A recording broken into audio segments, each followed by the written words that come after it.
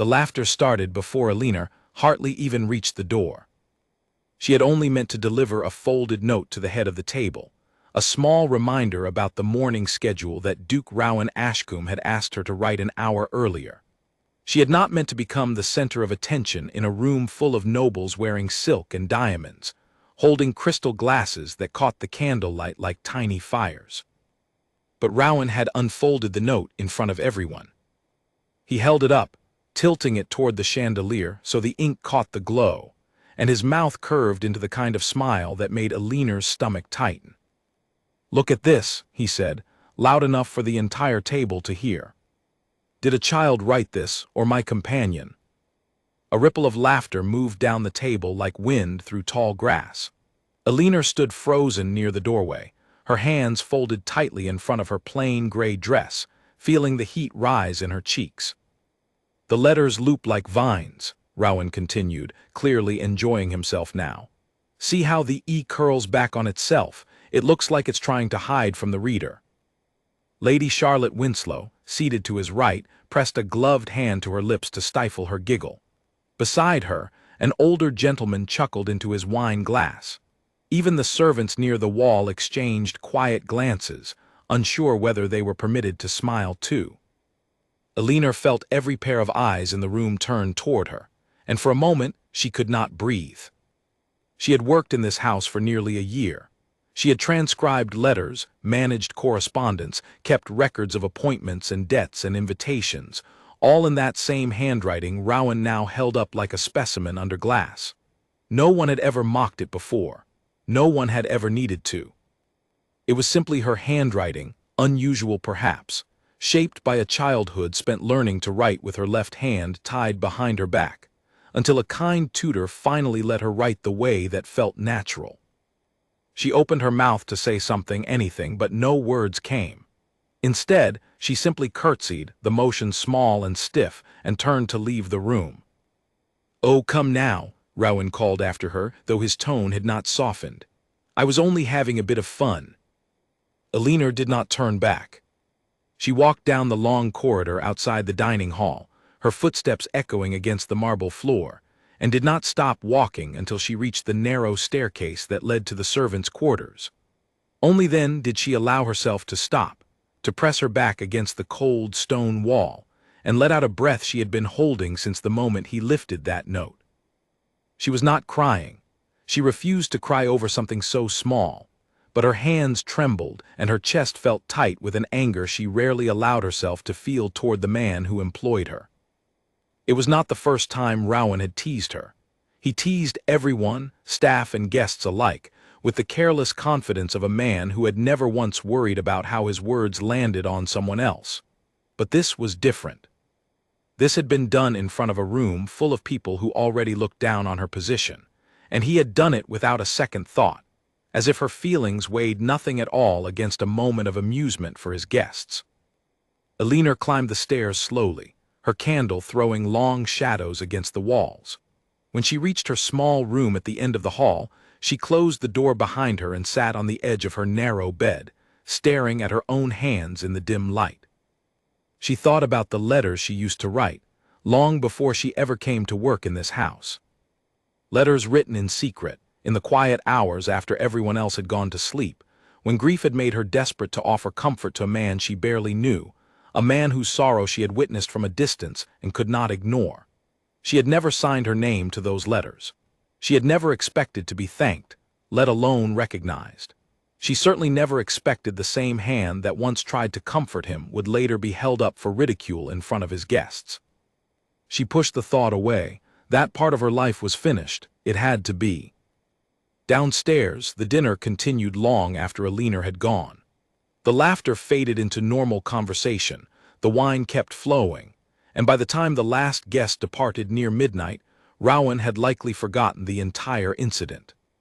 But Alina had not forgotten, and that single moment, small as it seemed to everyone else in that room, would soon unravel a secret that neither of them had expected to surface. The house finally grew quiet near 1 in the morning. The last carriage rolled away down the long gravel drive, its wheels crunching softly before fading into silence. Servants moved through the halls extinguishing candles, and one by one, the great house settled into stillness. Rowan remained awake. He sat alone in his study, a room lined with tall bookshelves and heavy curtains, lit only by a single lamp on his desk. He had dismissed his valet for the night, wanting a few moments of solitude before sleep, though sleep rarely came easily to him these days. It had been 8 months since his father's death, and though the household had returned to its usual rhythm, Rowan still found himself sitting in the study late at night, staring at nothing in particular. Caught between duty and grief, he refused to speak of aloud. His eyes drifted toward the bottom drawer of his desk, the one he kept locked, the one none of his staff had access to except himself. He reached into his coat pocket for the small brass key he always carried, and after a moment of hesitation, he unlocked the drawer and pulled it open. Inside lay a small bundle of letters, tied together with a thin ribbon that had once been white, but had faded to a soft gray with age and handling. He untied the ribbon carefully, as he had done many times before, and lifted the top letter from the stack. He did not need to read it to remember what it said. He had read each of these letters so many times that the words had settled into his memory like old songs. But he read it again anyway, his eyes moving slowly across the familiar lines. The letter spoke of grief without pretending to understand it fully. It spoke of loss the way someone speaks who has genuinely felt it themselves, not the way people speak when they are simply repeating words meant to comfort. It told him that grief does not disappear, but it changes shape over time, becoming something a person learns to carry rather than something that crushes them entirely.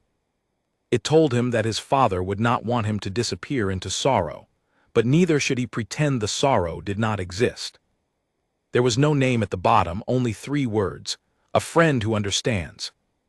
Rowan had received 12 letters like this one over the past year, each arriving without warning, slipped beneath his study door or left on his desk when he was away, always unsigned, always in the same handwriting. He had never discovered who sent them. He had asked his staff, quietly and carefully, without ever explaining why he wanted to know, but no one admitted to seeing anyone leave them. At first, he had assumed they came from a family friend, perhaps someone too shy to reveal themselves directly. Later, he wondered if they came from someone within the household itself, though he could not imagine who among his staff would take such a risk, or why they would bother with someone like him. He had never told anyone about the letters. Not his closest friends, not even his own sister, who lived 2 counties away and rarely visited since their father's passing. There was something about these letters that felt too private to share, too personal to expose to anyone else's opinion or curiosity. They had become, in a strange way, the only place where he allowed himself to feel the weight of his grief without needing to hide it or explain it away.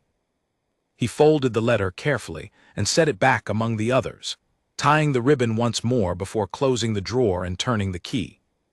He sat back in his chair, staring at the locked drawer for a long moment, wondering, not for the first time, who this person could be.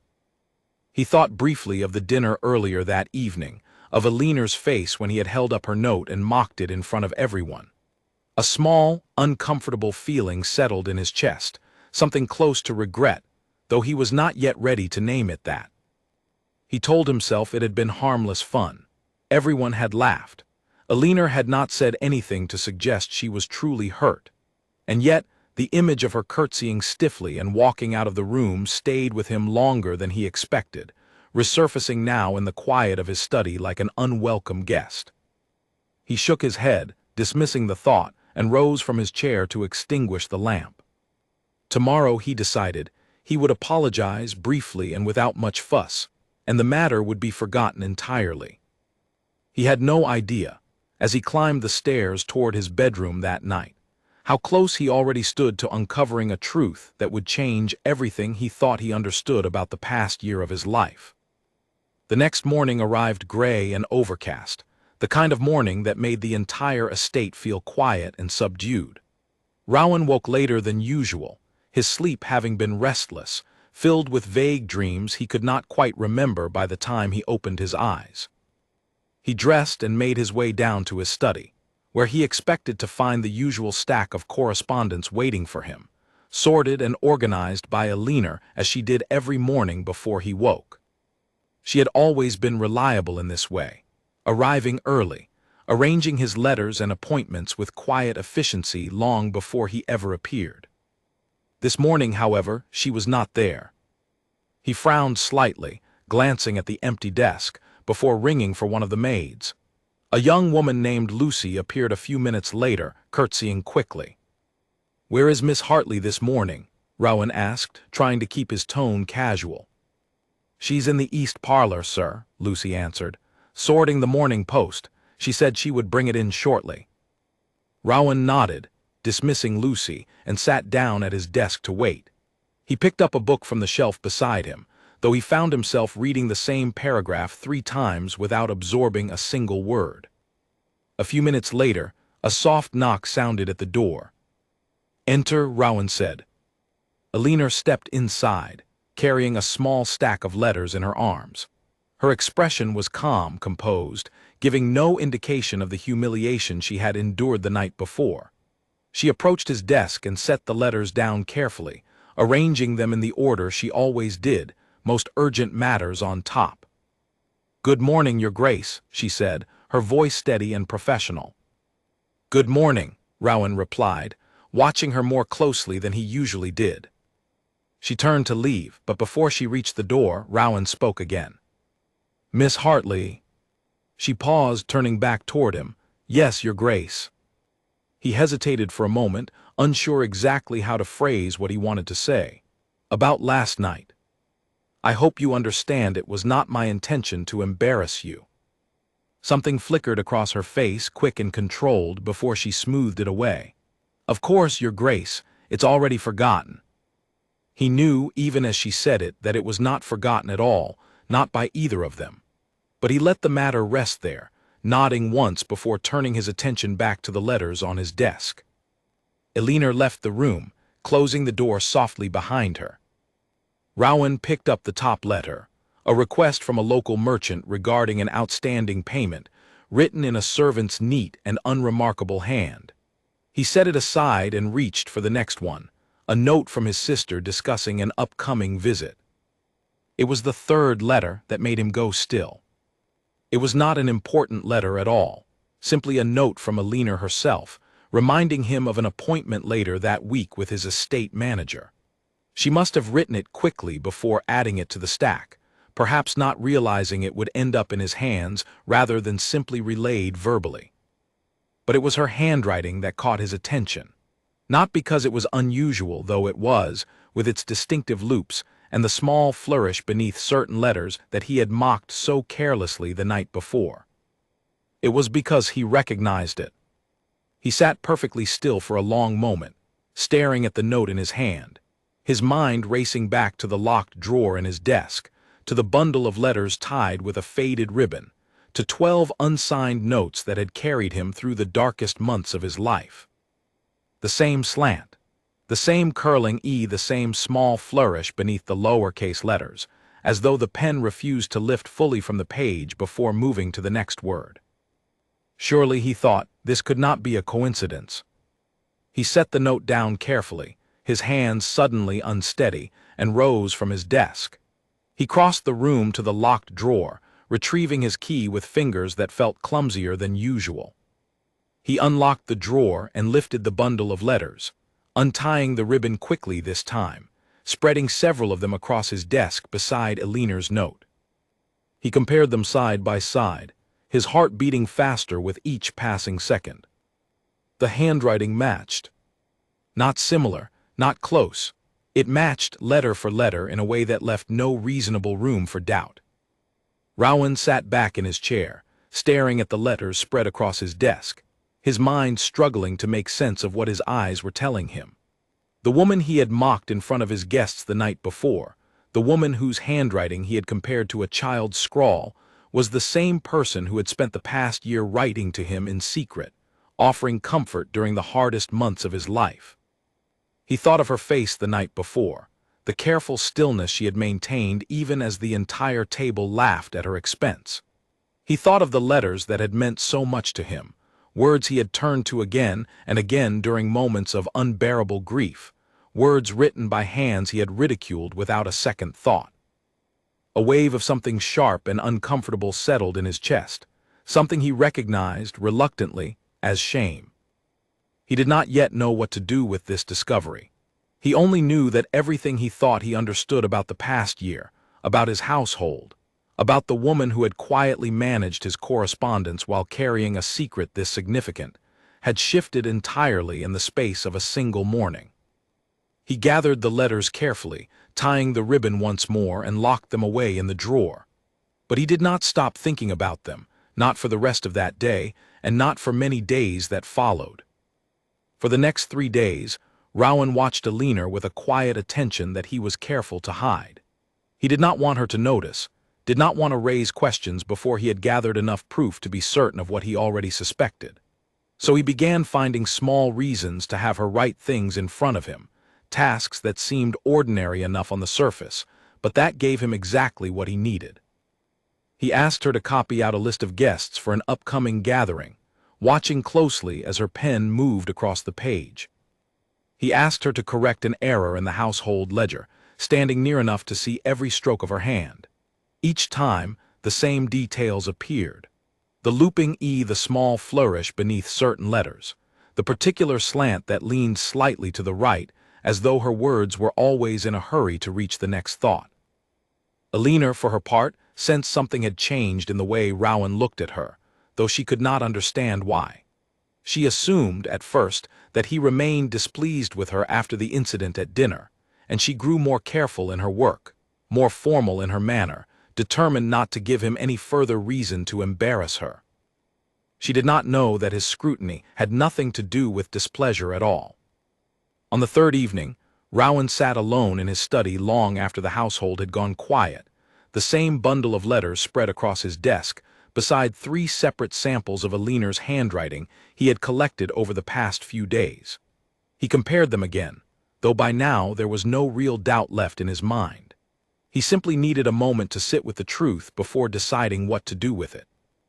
He thought of confronting her directly, laying the letters before her and asking her outright.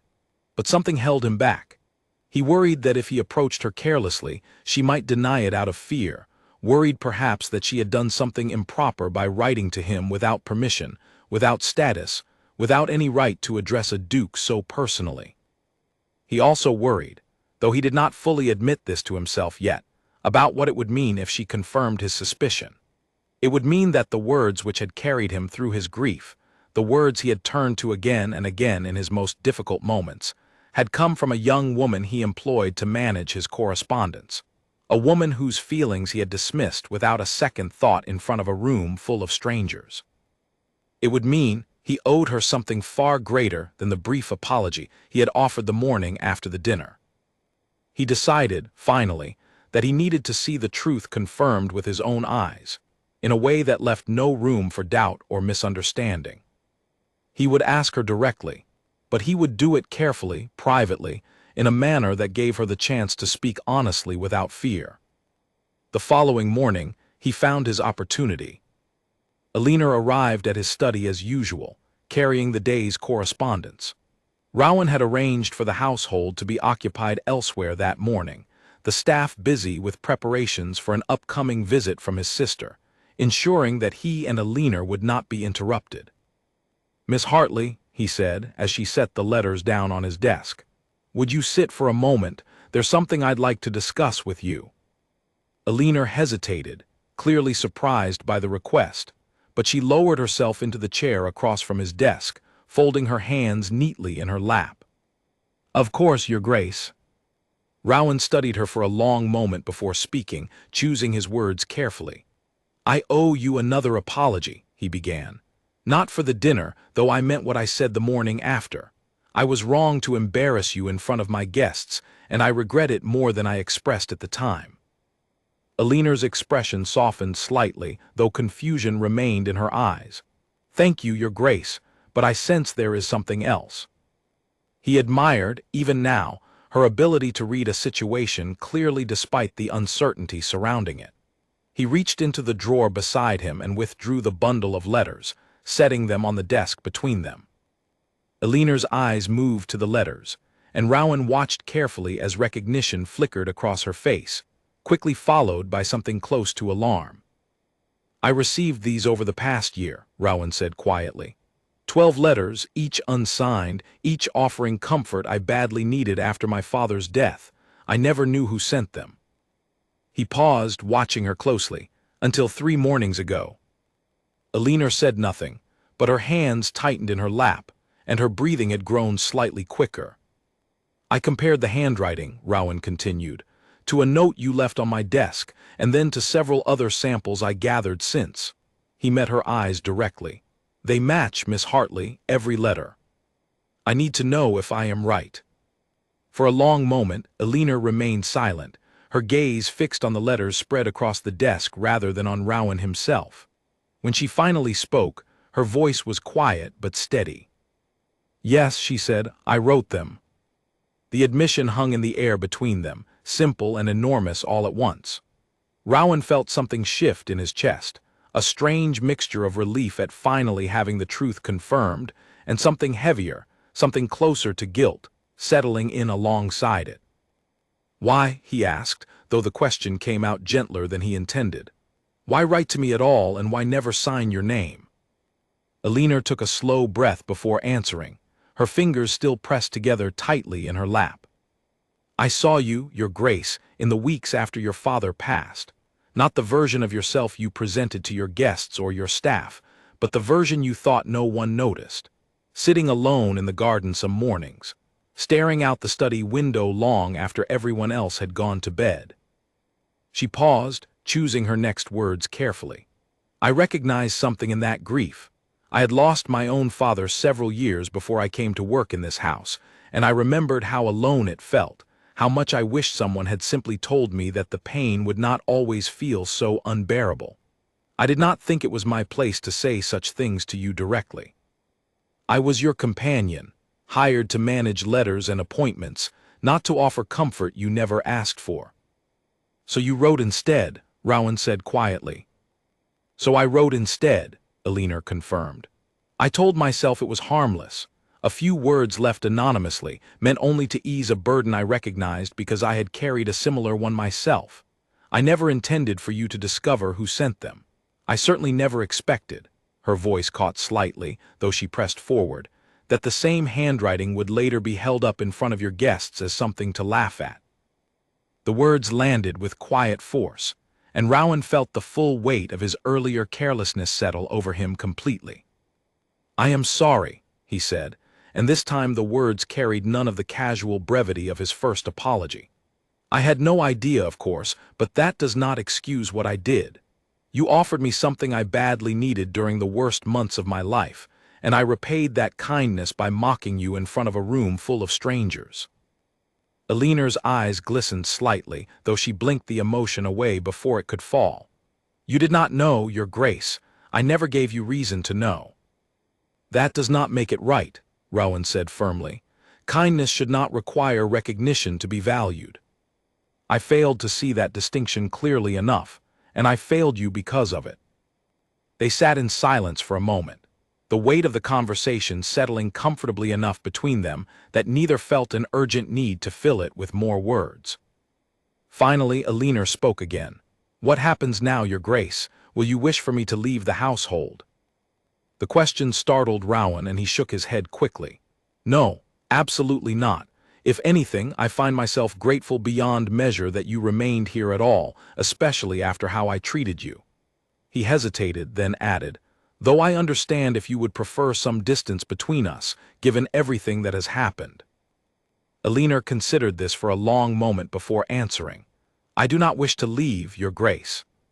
This household has become something of a home to me over the past year, complicated as that feels now."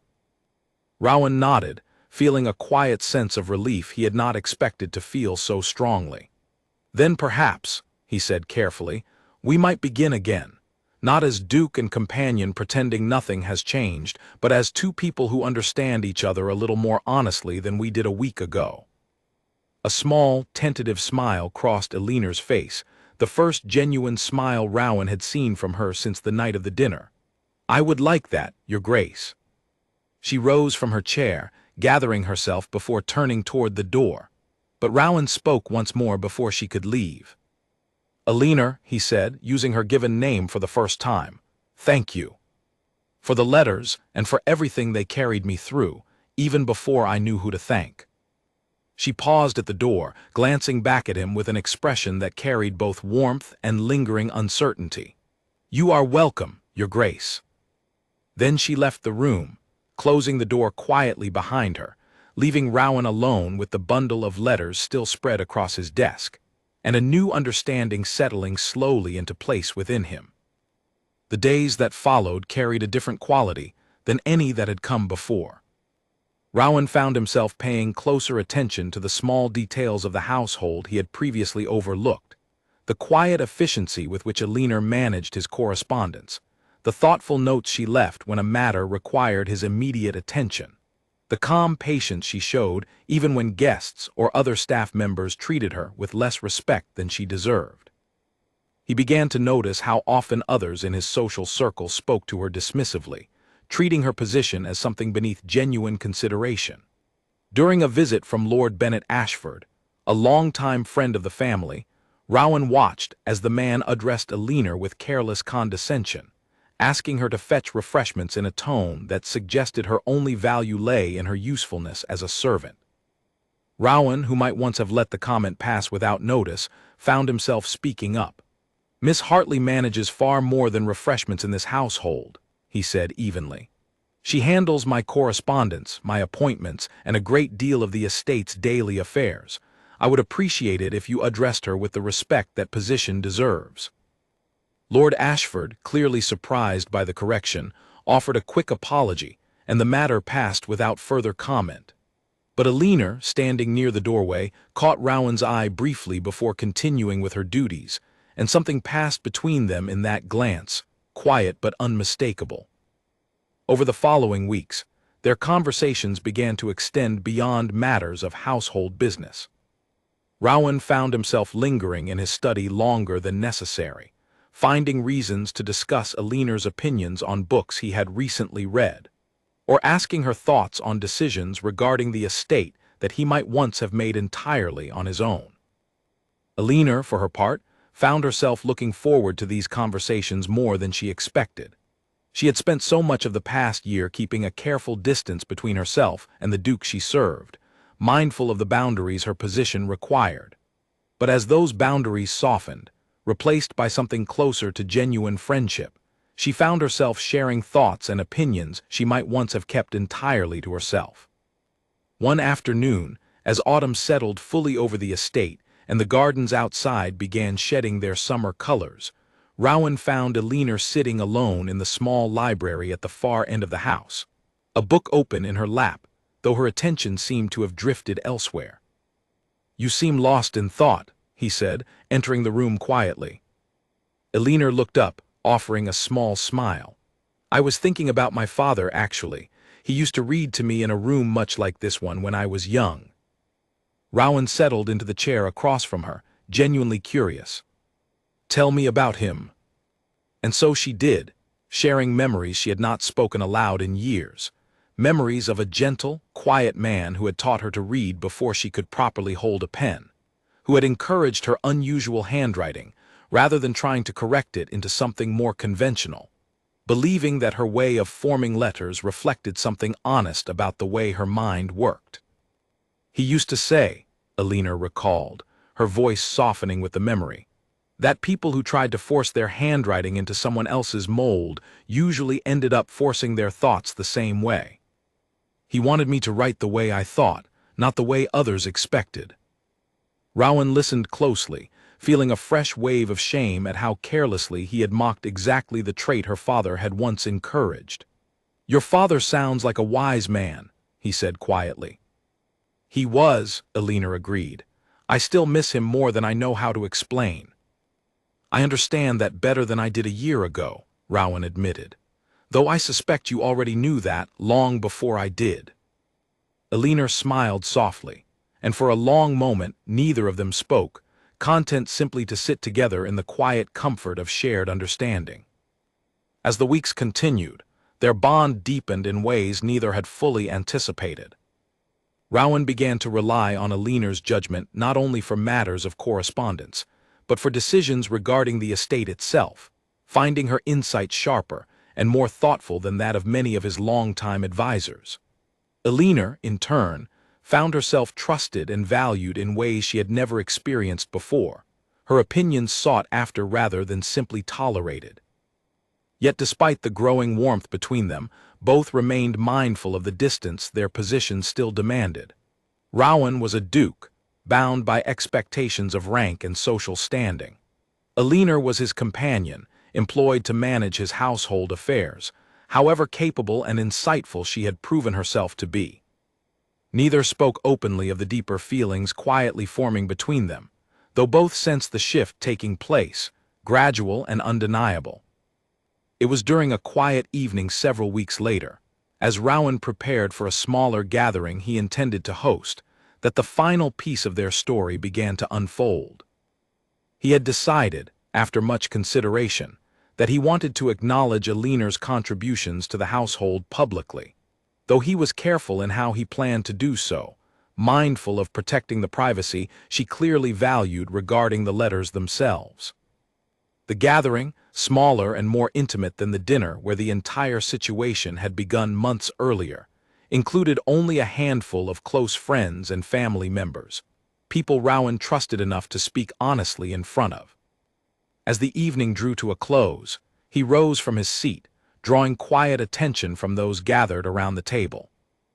"I want to say something," he began, glancing briefly toward Aliner, who sat near the far end of the table, clearly unaware of what he intended to share.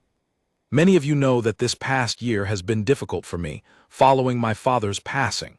What you may not know is that I received a great deal of quiet support during that time, support I did not fully appreciate until recently." He paused, choosing his words carefully. "Miss Hartley has managed this household with more skill, patience, and genuine care than I have properly acknowledged. I owe her a debt of gratitude I intend to keep repaying, not through grand gestures, but through the respect and consideration she has always deserved." A few guests exchanged curious glances, sensing there was more to the story than Rowan chose to share directly. But he offered nothing further, keeping the deeper truth of the letters between himself and Aliner alone, exactly as she had trusted him to do. Aliner, seated quietly at the table, felt a warmth spread through her chest that had little to do with the wine in her glass. She caught Rowan's eye across the table, and in that shared glance passed an understanding neither needed to speak aloud. Later that evening, after the guests had departed and the house had settled into its familiar quiet, Rowan found Aliner standing near the tall windows of the drawing room, looking out at the moonlit garden beyond. "Thank you," she said softly without turning around, "for what you said tonight." "I meant every word," Rowan replied, moving to stand beside her. They stood together in comfortable silence for a long moment, watching the garden beyond the glass, before Aliner finally spoke again. "A year ago, I never would have imagined standing here like this," she admitted. "Writing letters in secret, never expecting anything in return beyond the small comfort of knowing they might help even a little." "And now?" Rowan asked quietly. Aliner turned to face him, her expression open in a way it had rarely been during the earlier months of her employment. "Now, I find myself standing beside a man who once mocked my handwriting in front of his guests, only to discover it belonged to the same hand that had quietly carried him through his grief." Rowan smiled, a genuine warm expression that softened the sharp lines of his face. "Life has a strange way of revealing what truly matters, doesn't it?" "It does," Aliner agreed.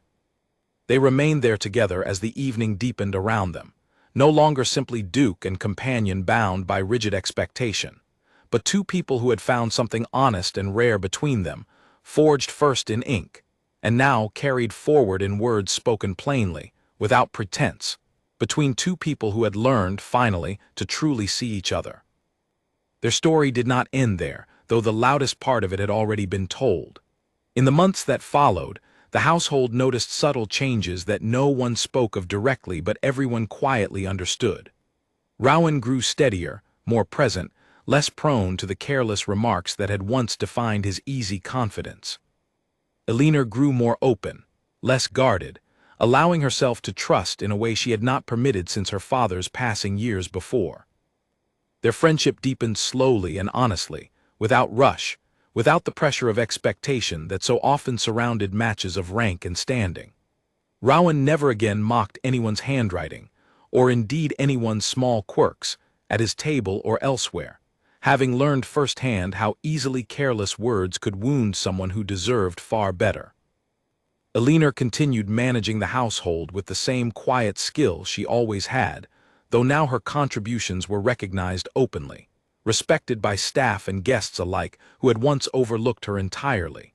And though she never wrote another anonymous letter, she found she no longer needed to. Whatever comfort she once offered through hidden words on paper, she now offered openly, in conversation, in shared understanding, in a friendship built honestly from a moment of humiliation that had somehow, against every expectation, become the beginning of something far greater. The handwriting that had once been mocked at a crowded dinner table became, in time, a quiet symbol between them, a reminder that the things we dismiss too quickly often carry more meaning than we realize, and that honesty, however delayed, has a way of finding its rightful place in the end.